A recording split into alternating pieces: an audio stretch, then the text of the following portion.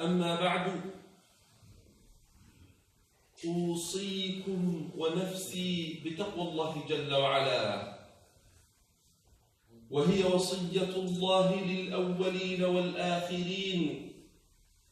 فقال سبحانه: ولقد وصينا الذين أوتوا الكتاب من قبلكم وإياكم أن اتقوا الله.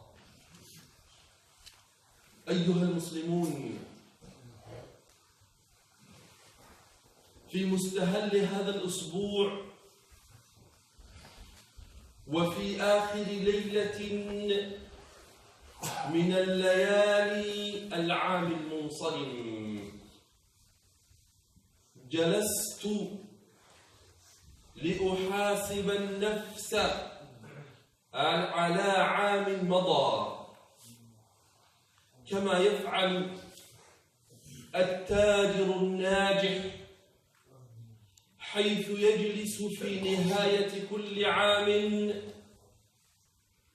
ليراجع الدفاتر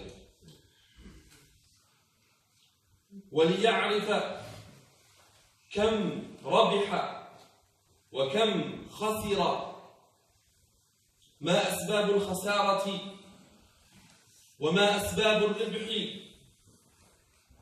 يفعل ذلك ليتفادى الخسارة في العام المقبل. هذه تجارة الدنيا الفانية، حيث نجمع مالا نعلم أننا لن نأكله،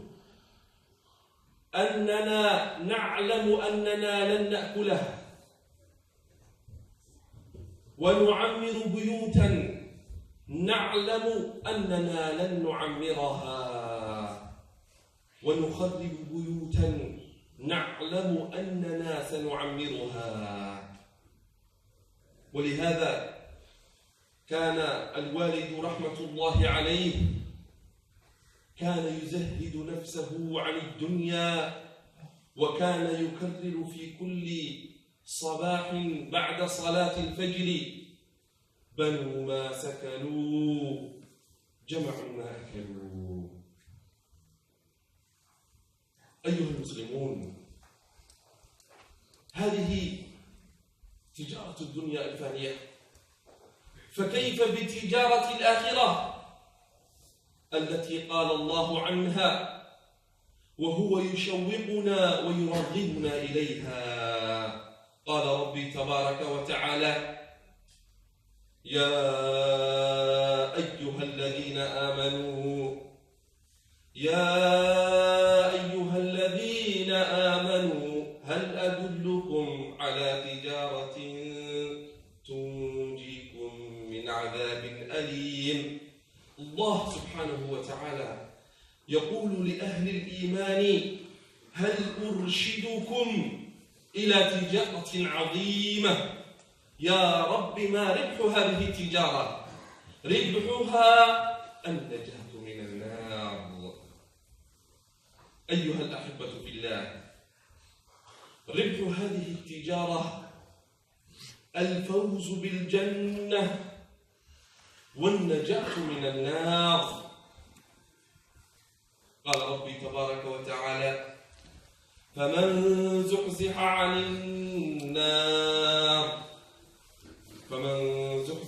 النار وأدخل الجنة فقد فاز.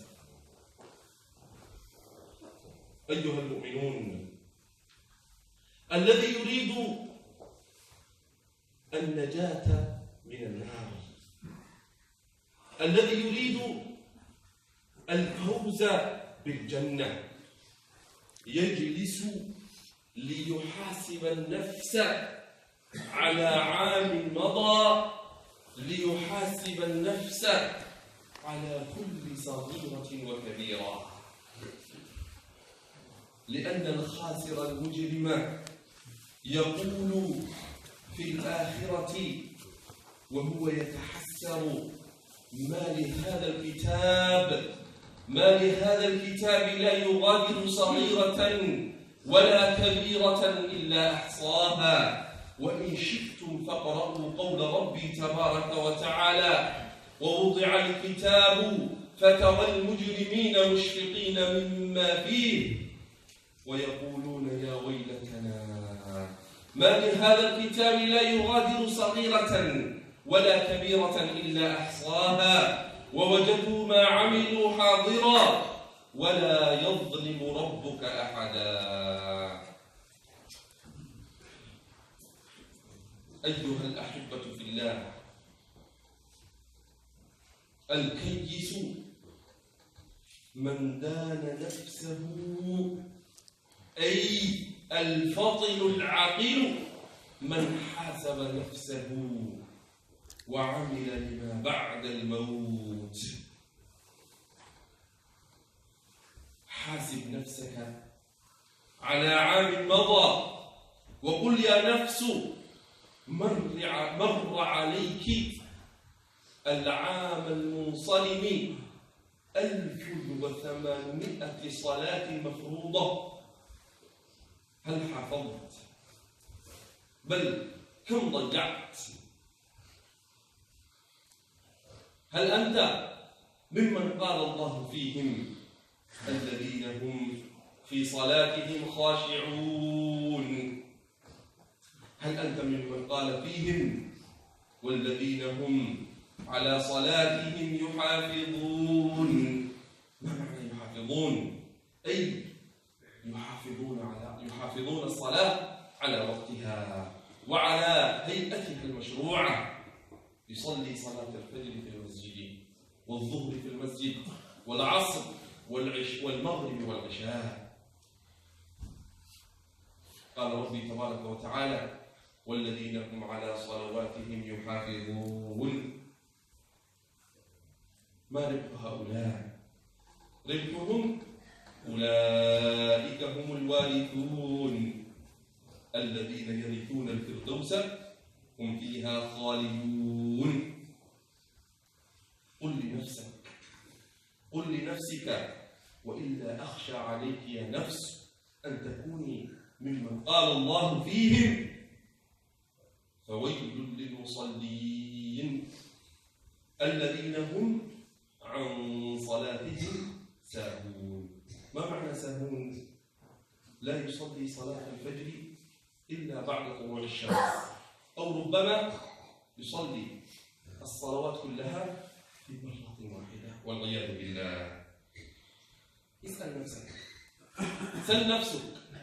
سل نفسك ما هي الأسباب التي جعلتك تتأخر عن الجمع والجماعات؟ ما هي الأسباب التي جعلتك تصلي صلاة الفجر بعد طلوع الشمس؟ الكيس من دان نفسه وعمل لما بعد الموت.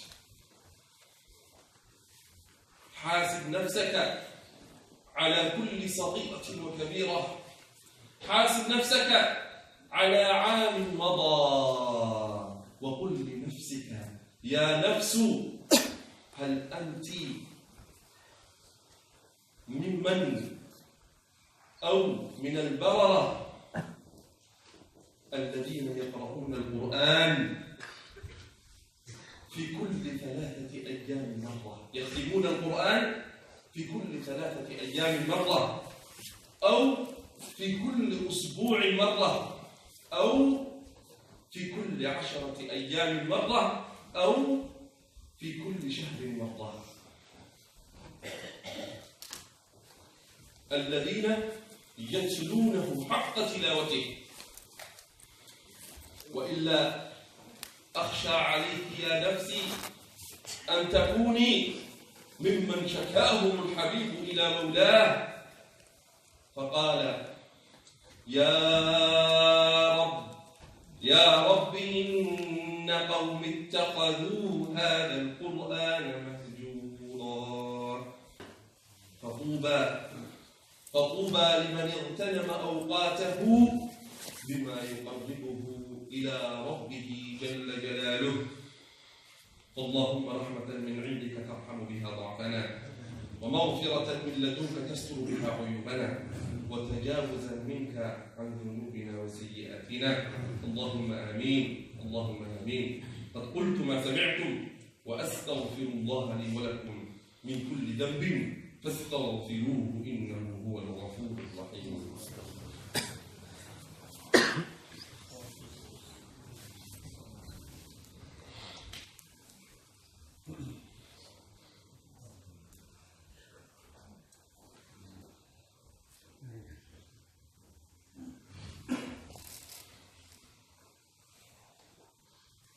الحمد لله رب العالمين، الرحمن الرحيم، مالك يوم الدين، والصلاة والسلام على رسول الله صلى الله عليه وسلم. أبعد سماعك هذا، هل ما زالت نفسك تبكي على الدنيا؟ النفس تبكي على الدنيا وقد علمت أن السلامة فيها ترك ما فيها. لا دار للمرء بعد الموت يسكنها إلا التي كان قبل الموت يبنيها، فإن بناها بخير طاب مسكنه، وإن بناها بشر خاب مسكنها أو خاب بانيها. يا نفس تزودي، تزود للذي لا بد منه، فإن الموت ميقات العباد. وتب مما جنيت وأنت حي، وكن متهيئا قبل الرقاد. ستندم إن رحلت بغير زاد، وتشقى إذ يناديك المنادي. أترضى أن تكون رفيق قوم لهم زاد وأنت بغير زاد؟ والأفضل من ذلك قول ربي تبارك وتعالى، وهو يرغبنا أن نعمل ونقدم اليوم لنجازى غدا. فبإمكانك أن تعمل اليوم، تعمل وتقدم، وغدا ستجازى. ما تبنيه اليوم ستسكنه غدا، وما تزرعه اليوم ستحصده غدا بإذن الله تعالى. ولذلك يقول ربي تبارك وتعالى لأهل الإيمان: يا أيها الذين آمنوا اتقوا الله ولتنظر نفس ما قدمت لغد واتقوا الله إن الله خبير بما تعملون. ولا تكونوا كالذين نسوا الله فأنساهم أنفسهم أولئك هم الفاسقون. لا يستوي أصحاب النار وأصحاب الجنة، أصحاب الجنة هم الفائزون.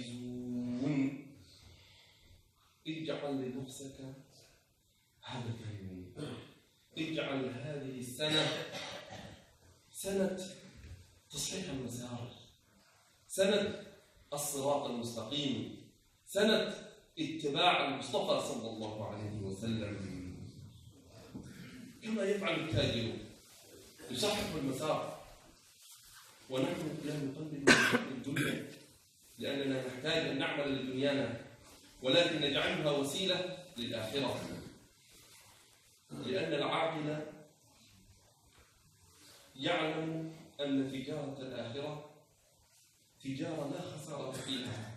مهما عملت ونجحت في تجارة الدنيا تعلم أنك لن تعمرها، تعلم أنك لن تأكلها. بل ما سكنوا جمعوا ما أكلوا، أموالنا لذوي الميراث نجمعها، وديارنا لخراب الدهر نبنيها. أما تجارة الآخرة تجارة لا خسارة فيها. قال ربي تبارك وتعالى: إن الذين يتلون كتاب الله وأقاموا الصلاة وأنفقوا مما رزقناهم سرا وعلانية تجارة لن تبور. يرجون تجارة لا خسارة فيها. كن من الرجال الذين صدقوا ما عاهدوا الله عليه، الذين أحبوا ربهم فعمروا بيته وأتمروا بأمره واجتنبوا نهيه، الذين لبوا نداء الصلاة فبادروا إلى لقاء ربهم. هؤلاء رجال لا تلهيهم تجارة ولا بيع عن ذكر الله. تجارة الدنيا لا تلهيهم عن ذكر الله.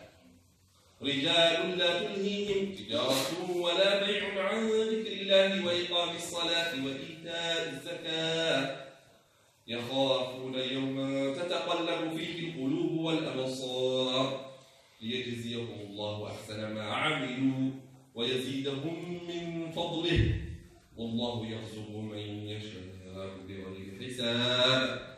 ربح تجارة الآخرة. اسمعوا قول الله عز وجل وهو يرغبنا أن تجارة الآخرة خير من تجارة الدنيا. وإذا رأوا تجارة أو لهوا انفضوا إليها وتركوك قائما قل ما عند الله خير. قل ما عند الله خير من اللهو ومن التجارة والله خير الرابحين. إيش ما هي ربح هذه التجارة؟ ربحها جنة عرضها السماوات والأرض أعدت للمتقين.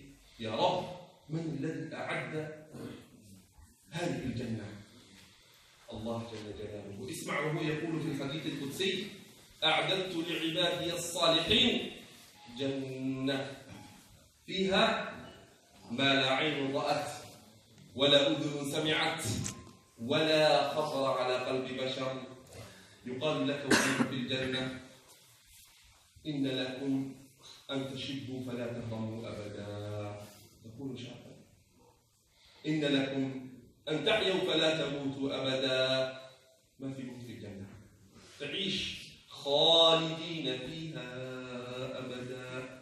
إن لكم أن تنعموا فلا تبأسوا أبدا. نعمة عندما تنظر إلى أهل الجنة إن شاء الله لما الواحد منا يدخل الجنة وتنظر إليه تعرف أن هذا متنعم.